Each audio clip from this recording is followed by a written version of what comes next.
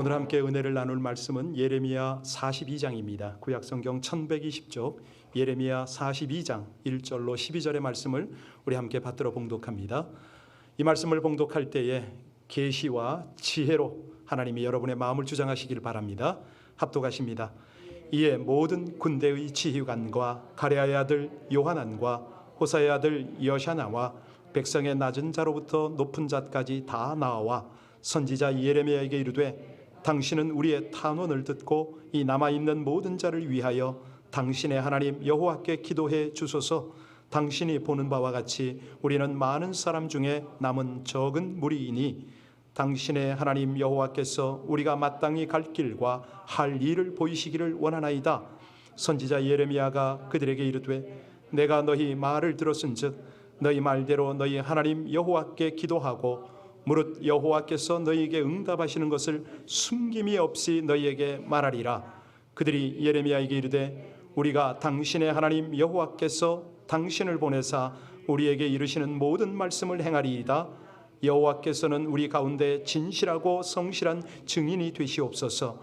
우리가 당신을 우리 하나님 여호와께 보냄은 그의 목소리가 우리에게 좋든지 좋지 않든지를 막론하고 순종하려 함이라.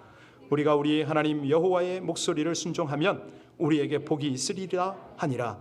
10일 후에 여호와의 말씀이 예레미야에게 임하니 그가 가레아의 아들 요하난과 그와 함께 있는 모든 자, 군 지휘관과 백성의 낮은 자로부터 높은 자까지 다 부르고 그들에게 이르되 너희가 나를 위하여 너희의 간구를 이스라엘의 하나님 여호와께 드리게 하지 아니하였느냐.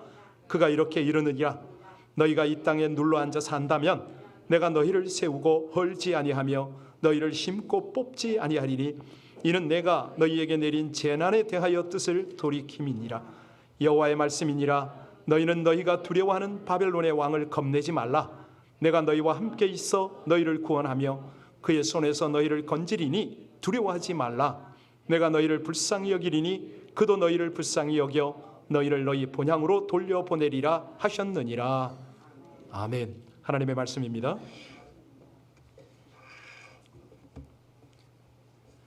지금이 어떤 절기인지 아시죠? 유대인의 절기 중에서 오늘이 초막절입니다. 우리는 LA에 살기 때문에 이 베버리 길이라든가 삼각길로 쭉 가면 유대인들이 많지 않습니까? 그 집을 자세히 보시기 바랍니다. 거기에는 거의 많은 유대인들이 초막을 짓습니다. 초막은 그저 얼기설기 나무가지로 이렇게 짓는데요. 그 초막을 짓고 그 안에 유숙하는 목적을 혹시 아십니까? 하나님께서 왜 초막절을 지키라고 말씀하셨는지 아시나요? 예, 그렇습니다. 7일 동안 너희 하나님을 즐거워하라. 왜 즐거워합니까? 광야에서 40년을 옷이 헤어지지 않도록, 발이 부르트지 않도록, 그리고 굶지 않도록 온갖 먹을 것 마실 것, 심지어는 고기까지 주셨던 그 하나님, 인생의 여정 중에 함께 동행하는 하나님을 잊지 말아라. 그 하나님의 은혜를 추억하고 염려하지 말고. 이 소출, 이제 가을에 소출을 거두는데요, 수장절이라고도 합니다. 장막절이라고도 하고. 그런데 이 절기에 하나님이 햇빛과 공기와 물을 주셔서 이런 소산이 있노라 라고 고백하고 즐거워하며 하나님의 은혜를 추억을 하라. 이게 이제 초막절의 내용입니다. 개신교에서도 요즘에 이 모습이 너무 보기 좋으니까 교회 안에다가 이렇게 간이 장막을 설치를 하고 그 안에서 함께 지내는 그런 경우도 더러 있습니다. 자, 이 장막절 절기 동안에 우리 하나님의 마음은 어떨까요? 네, 그 절기를 찾고 그 절기를 지키는 백성을 보면서 하나님이 흐뭇하시죠.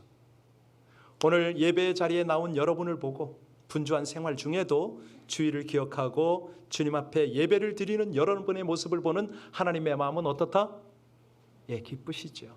기쁘시죠. 그런데요, 기가 막힌 역설은 그 다음입니다.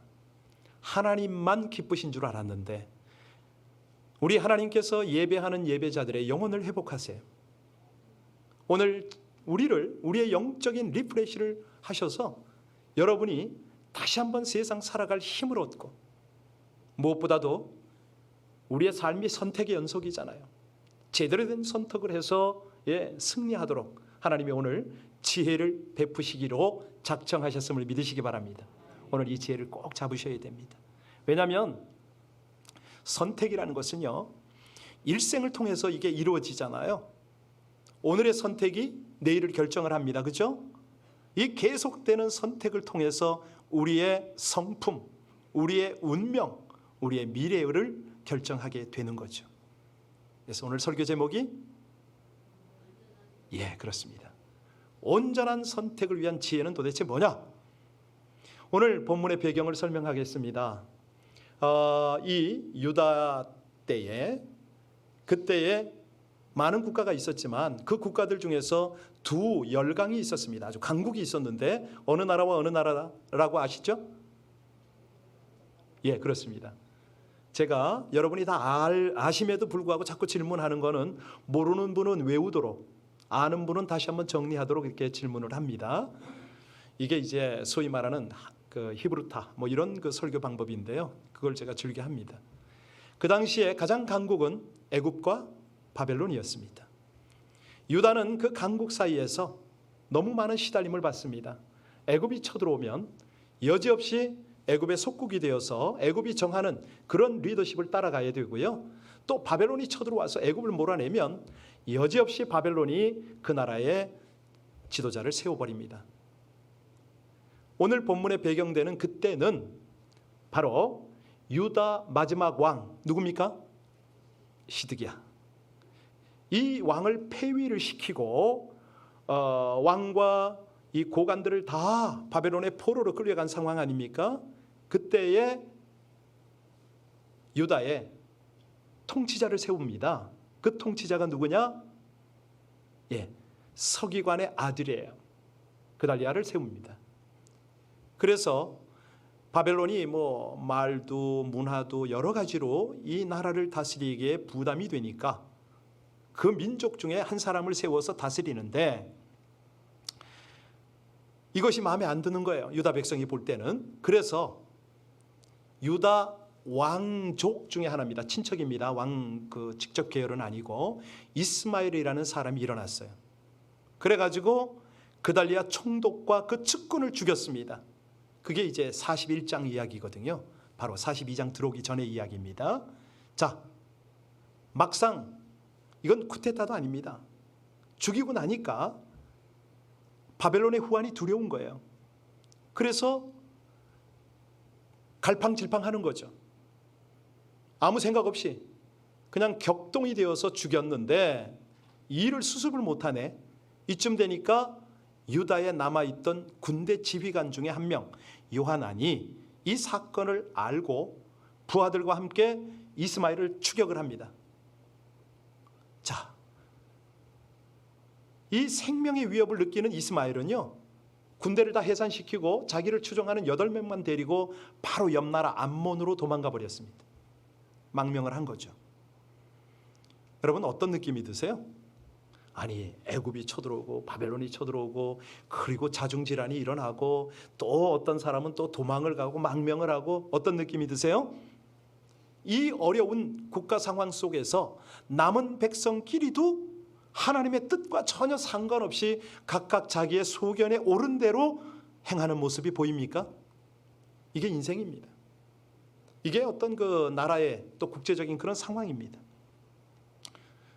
이스마엘을 쫓던 요하난이 국경을 넘어가 버리니까 어떻게 할 방법이 없잖아요. 그래서 그때 국경 근처에서 자리를 잡습니다. 바벨론에게 당할 것이 너무 두려우니까 따르던 백성과 함께 베들레헴 근처에 간 거예요. 거기 잠시 머물고 있었습니다. 그러다가 이게 진퇴양난의 상황에서 돌파구를 찾기 위해서 찾아가는 사람이 있으니 그가 누구다? 하나님의 사람 예레미야였습니다. 예레미야에게 찾아가요. 그 자리에서 부탁을 합니다. 우리가 어떻게 해야 될지, 어느 길을 가야 할지 좀 알아봐 달라고. 그 내용이 오늘 본문의 1절에서 3절입니다. 우리 다시 한번 1절로 3절을 같이 봉독하겠습니다. 이에 모든 군대의 지휘관과 가랴의 아들 요하난과 호사의 아들 여샤나와 백성의 낮은 자로부터 높은 자까지 다 나와 선지자 예레미야에게 이르되 당신은 우리의 탄원을 듣고 이 남아있는 모든 자를 위하여 당신의 하나님 여호와께 기도해 주소서. 당신이 보는 바와 같이 우리는 많은 사람들 중에서 남은 적은 무리이니 당신의 하나님 여호와께서 우리가 마땅히 갈 길과 할 일을 보이시기를 원하나이다. 여러분, 의도는 굉장히 좋죠? 예, 좋습니다. 자, 이제는 하나님의 말씀만 받으면 그 길을 따라가면 되지요. 그런데 하나님의 말씀이 바로 들렸다? 아니에요. 7절을 보니까 예레미야가 기도에 들어갔는데 7절에 보면 기간이 나와요. 며칠 후에? 그렇습니다. 열흘 동안 기다리게 하십니다. 열흘 만에 하나님이 말씀하신 내용이 오늘 10절에서 12절까지의 말씀이거든요. 이렇게 해라 하라고 지침을 주셨습니다. 요약을 하면 너희들 바벨론 떠나지 말고 이 땅에 머물러야 된다. 애굽으로 내려가지 말아라. 이 땅에 머물러 살아라 라는 그 응답을 하나님이 주신 거예요. 자, 근데 이제 문제는 하나님의 응답을 구했지요? 받았지요? 그런데 그들이 어떻게 행동합니까? 하나님의 말씀을 순종하겠다고 맹세까지 해놓고 이 요한한 일행이 예레미야를 몰아붙였어요. 왜 하나님의 말씀을 받지도 않고 거짓말로 하느냐? 두고 보니까 안 되겠다. 예레미야를 강제 연행을 했어요. 애굽으로 내려가 버렸어요. 그들의 결과가 어떻게 됐을까요? 애굽으로 갔습니다. 거기서 어떻게 됐어요? 나중에 바벨론이 애굽을 점령합니다. 결국은 거기서 칼과 기근과 연병에 모두가 멸망당했습니다. 여러분, 어떤 느낌이 드세요?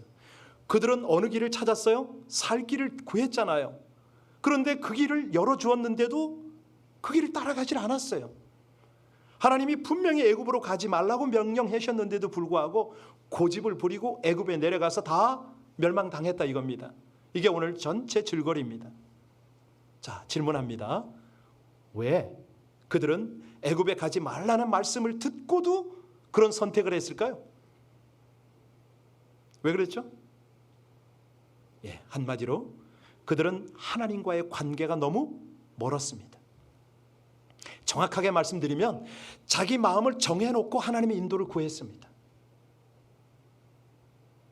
왜요? 하나님이 두려운 게 아니라, 눈에 안 보이는 하나님이 두려운 게 아니라 눈에 보이는 사람이 두려웠어요. 애굽이 더 좋아 보였어요. 자, 그러면 이제 하나하나 좀 풀어가야 됩니다. 왜 하나님하고 그렇게 관계가 멀었죠? 오늘 2절 3절을 다시 한번 보셔야 됩니다. 2절 3절을 가만히 보세요. 거기 보면 저들의 표현이 예레미야에게 뭐라고 그럽니까? 자, 여기서 하나님을 표현하는데 누구의 하나님이라고 표현하죠?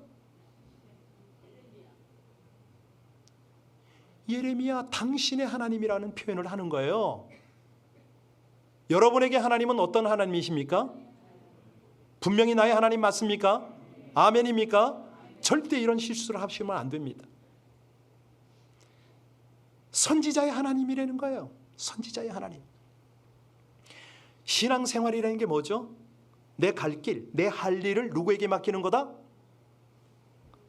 그렇습니다. 우리가 완전한 선택이라는 것은 하나님의 말씀이잖아요. 하나님이잖아요. 하나님의 길이잖아요. 이걸 알아요.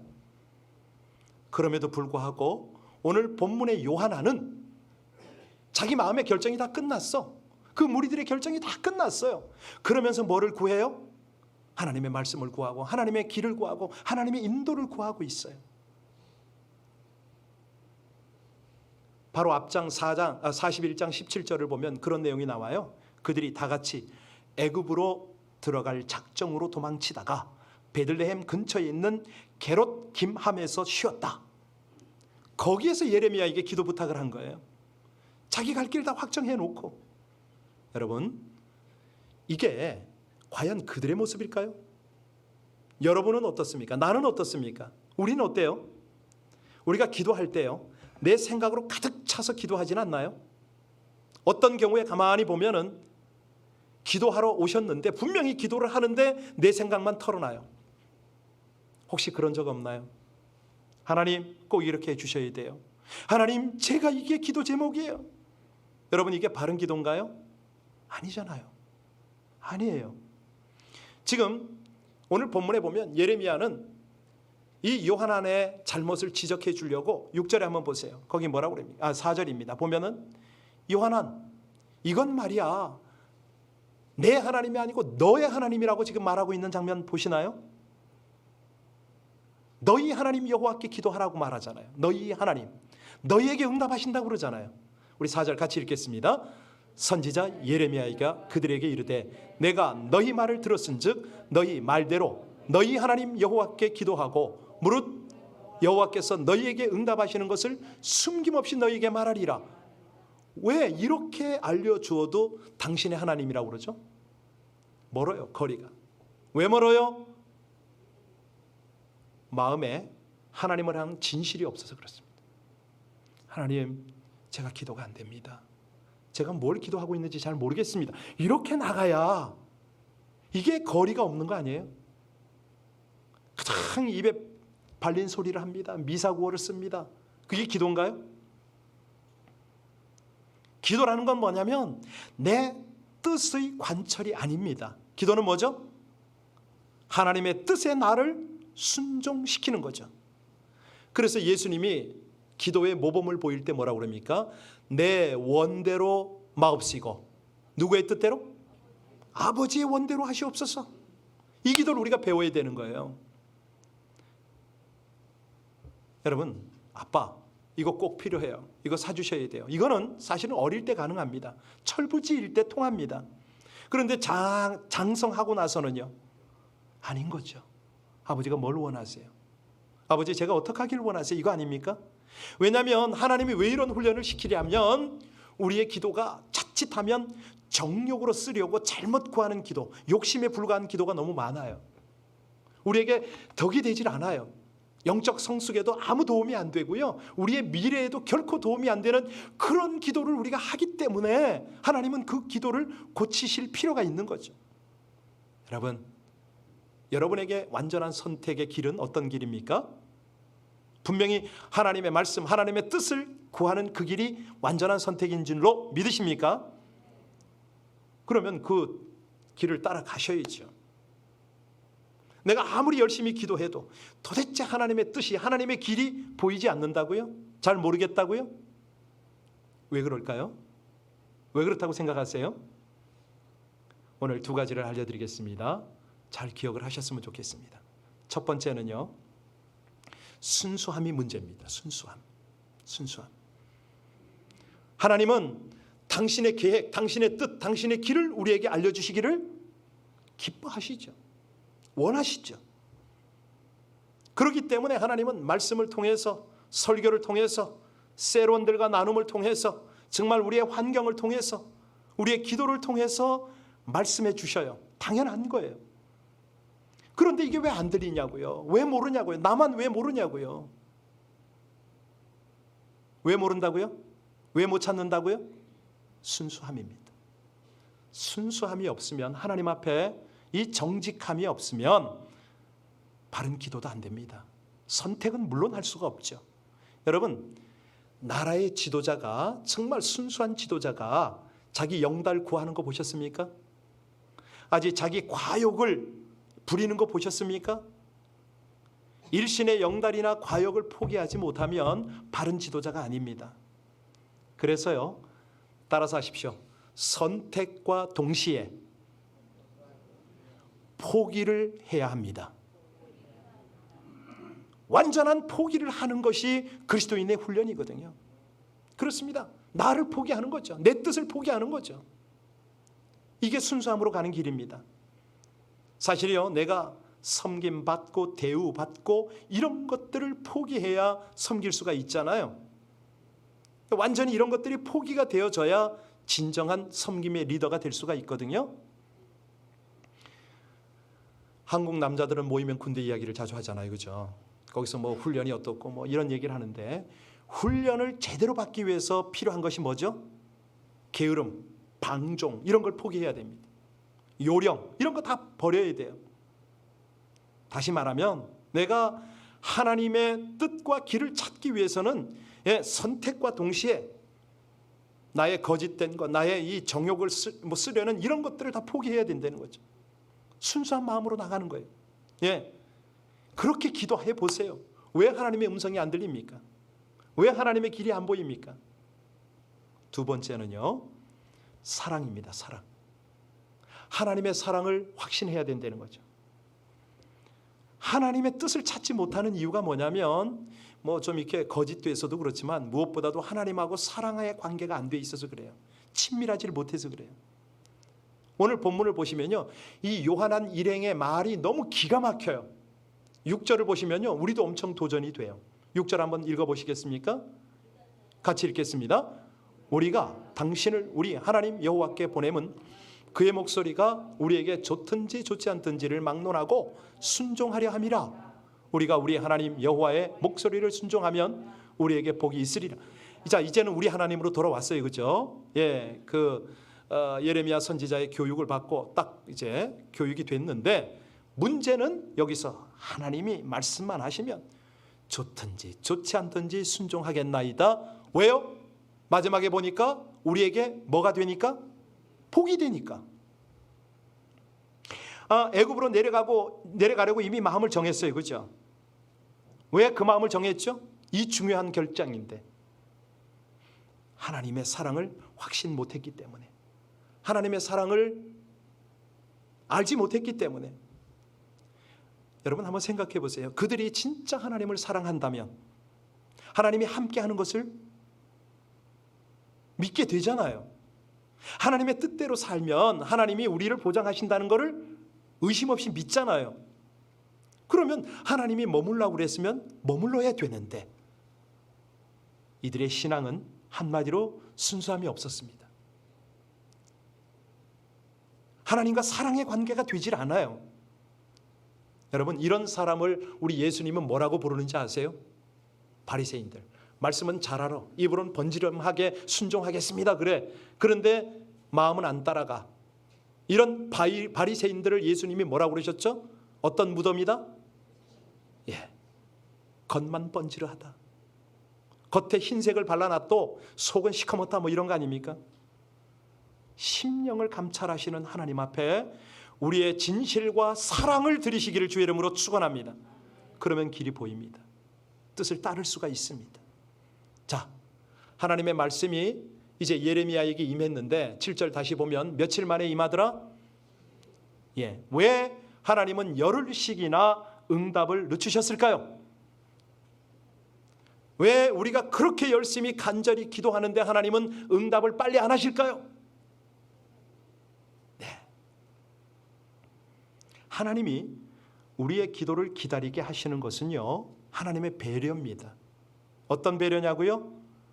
우리가 하나님의 뜻에 우리의 마음을 준비시키는 거예요. 조정하는 거예요. 우리가 잘못된 선택을 했더라도 깨닫고 돌이킬 수 있는 기회를 주시는 게 이 기도 응답을 늦추시는 거죠. 깨달으라는 거예요. 돌이키라는 거예요. 이 악한 길, 이 정욕의 길에서 돌이켜서 이제는 하나님과 사랑을 회복하고 순종으로 그 말씀을 따르도록 이 기간이 필요했던 겁니다. 그러면 우리는 기도 응답이 없을 때 어떻게 해야 됩니까? 기다리는 거죠. 인내하면서 기도하는 거죠. 더 정확하게 말하면 하나님 앞에 기도하면서 나를 쳐서 나를 복종시키는 거죠. 하나님, 혹시 제 기도가 잘못된 기도는 아닌가요? 점검을 하는 거죠.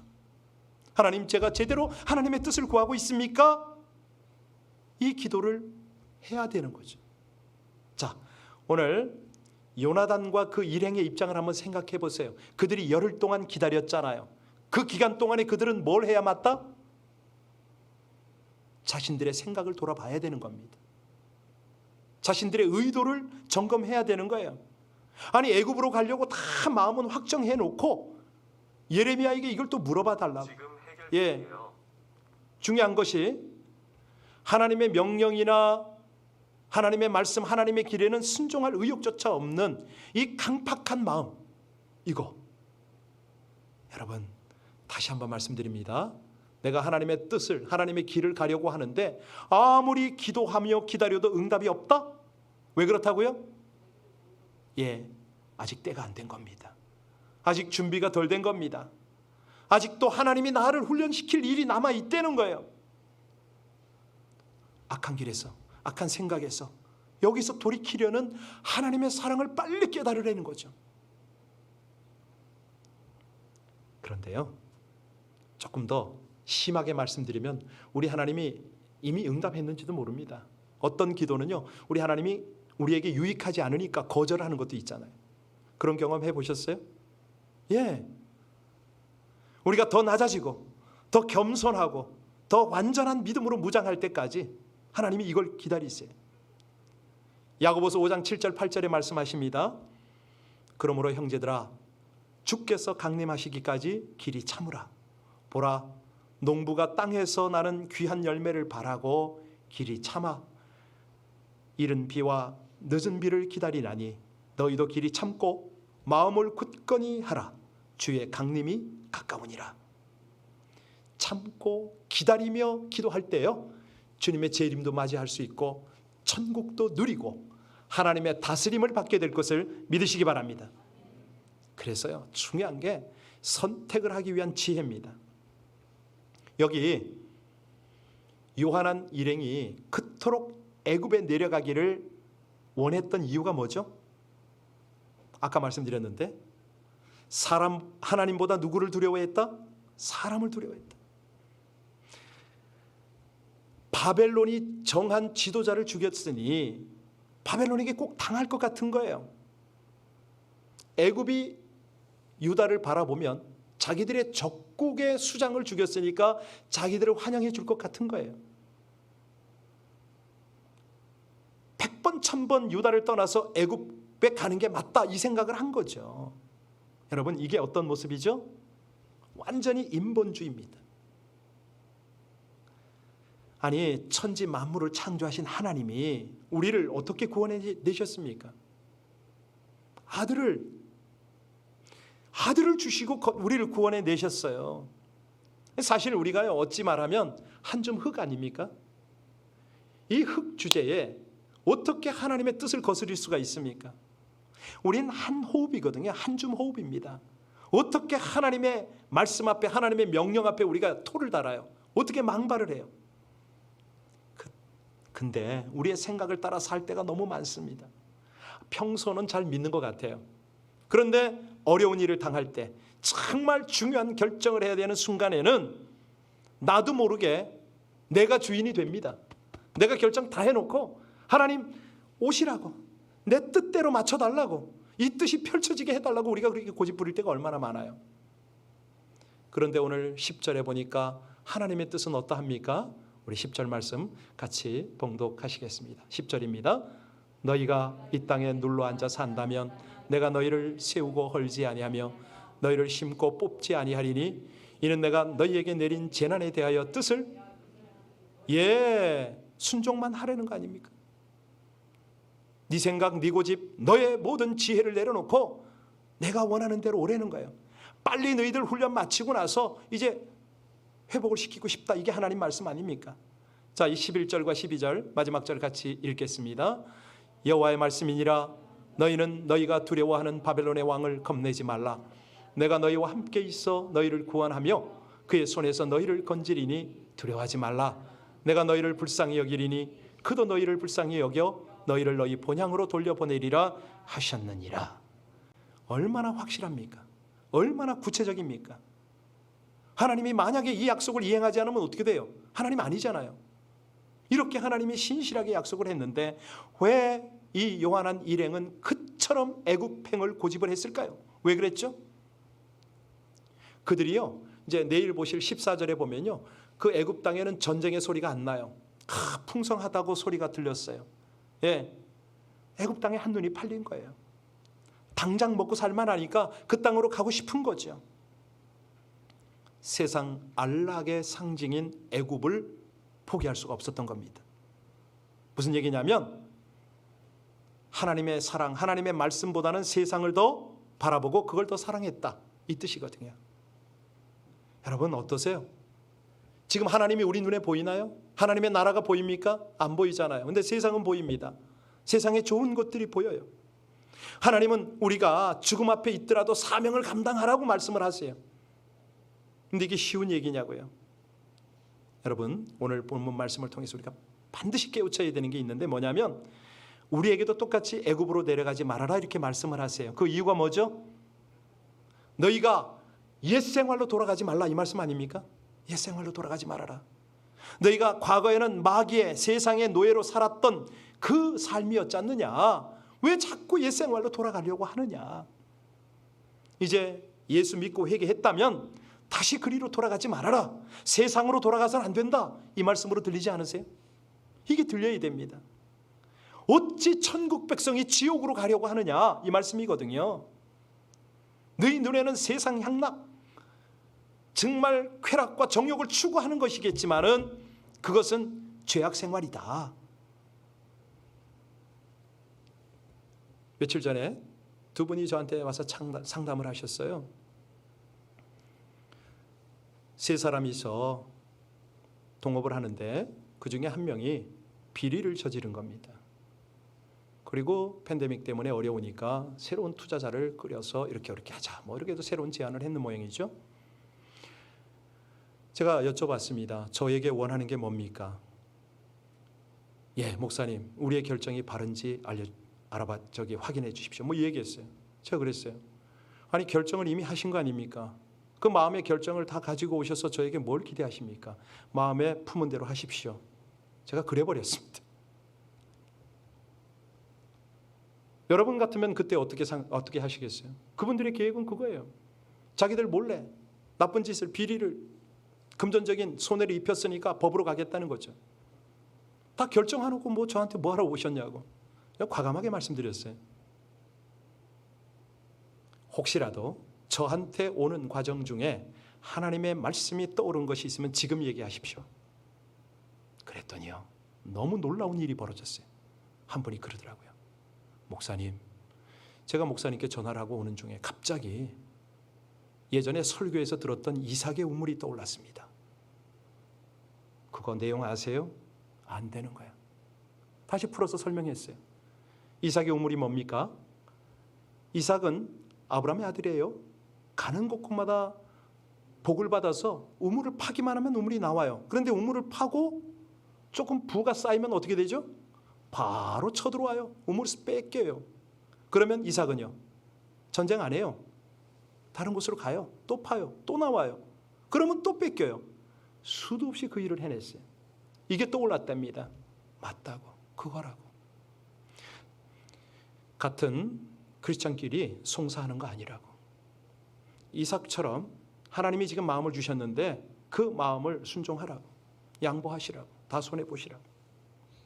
그렇게 할 수 있으면 오늘 저를 찾아서 상담하는 답이 되는 거고, 송사를 하시겠다면 당신들 뜻대로 하라고 그랬어요.